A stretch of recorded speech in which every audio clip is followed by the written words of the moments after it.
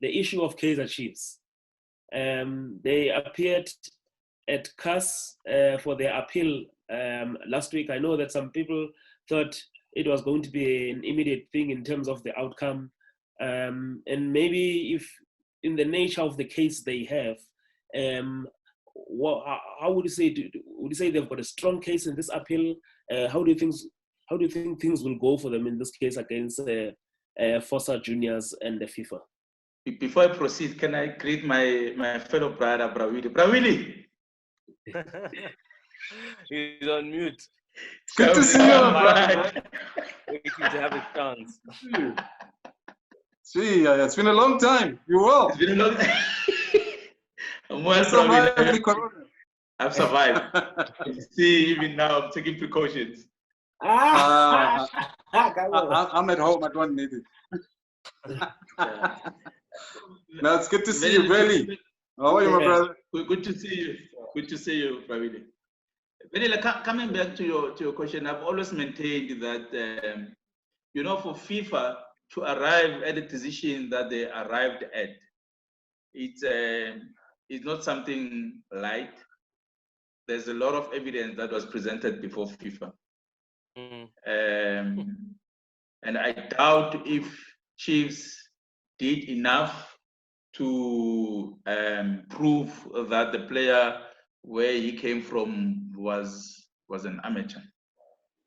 Because remember, it's a question of amateur and professional, because the club in Madagascar said he has an employment contract. Remember, the league can be amateur. I mean, let me give you an example of ABC Motsepe. It's an amateur league, but you know that there are professional players. Because the rules of FIFA says, as long as there's a professional contract, the status changes. You're no longer an amateur, you become a professional by virtue of you receiving a monthly salary every month. But if I give you a stipend for your traveling and soccer boots, then there's no contract of employment. So I'm convinced, I was not part of the case, but I'm convinced that the club in Madagascar has presented sufficient evidence to prove that the player was a professional player. And one of the things that proves that he was a professional player is a contract of employment. Now, I don't know what Chiefs is relying on to say the player was actually not a professional but was an amateur. Remember, the club also had a support from the league and from the association to say this player is a professional player.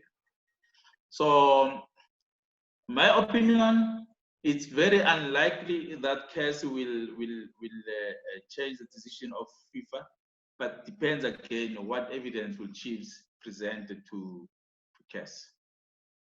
Yeah, no, very interesting, because the player's rep happens to be the same man who is also here again.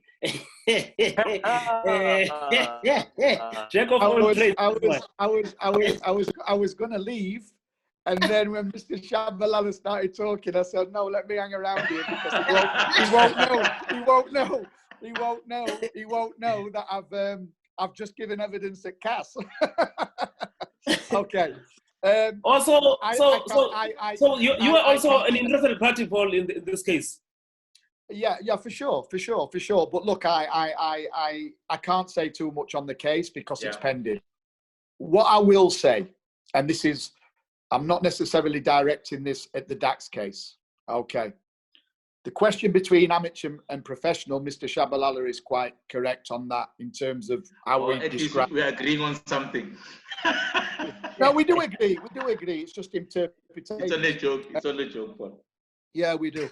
But what I'm saying is, quite correctly, there's a FIFA lay down the difference between amateur and professional.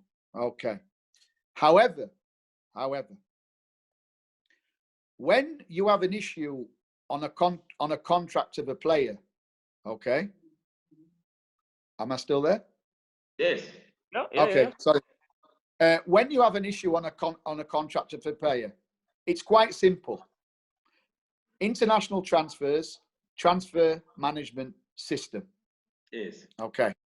So the buying club or the receiving club says on the platform, where FIFA's on the platform, it would be the South African Football Association and let's say the Bulgarian Association, because he's coming from Bulgaria, and FIFA, and everybody's on the platform.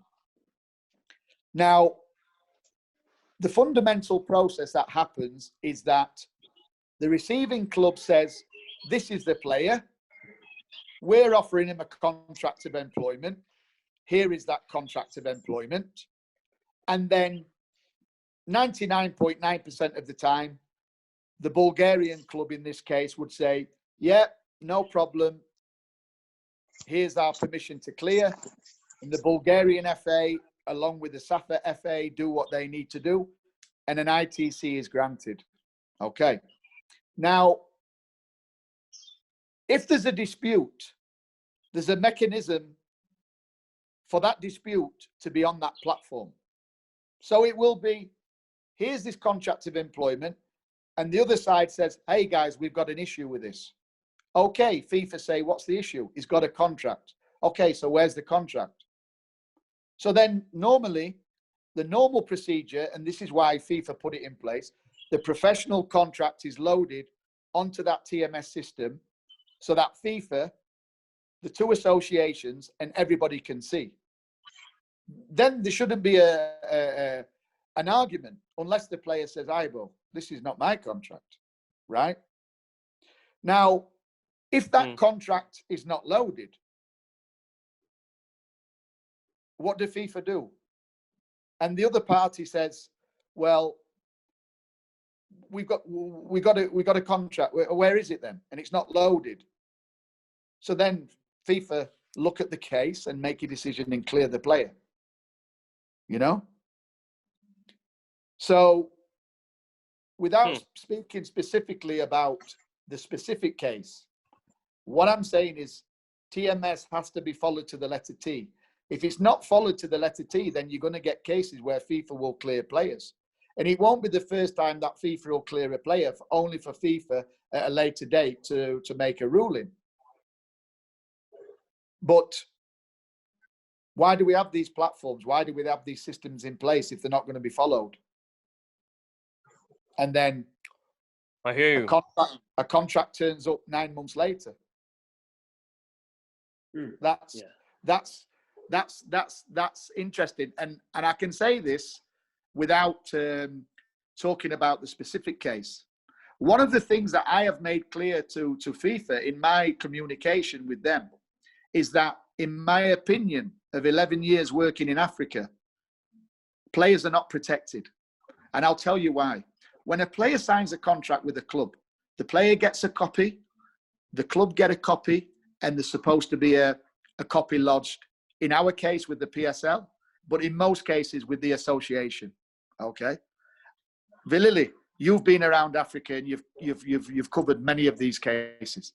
You cannot tell me there's not corruption within certain countries and certain associations in cahoots with clubs. So what I've said to FIFA is that the current system does not protect players, because when a player signs a contract, all parties, the club, the associations, and even FIFA should know and have copies and have transparency that, yes, that player signed that contract at this time and here's the evidence. So that 4 years down the line or 3 years down the line, when there's an issue, people can bring up that evidence, backtrack and say, yep, here it all is. At the moment, we can't do that. And if you speak to Senzo in Tanzania, ex-Platinum Stars, ex-South African football, he'll also give you 3 examples of similar cases where players have supposedly had contracts and they haven't had contracts. Their contracts had expired, but yet they weren't protected. And they had to go down a real big chain of legal expense to try and get what's rightfully theirs. And in the end, they end up winning. But it's a big problem. And it's a big problem that both FIFA and CAF need to look at immediately, is that we need to protect players more than we're doing, because at the moment, the current system, in my opinion, does not protect players.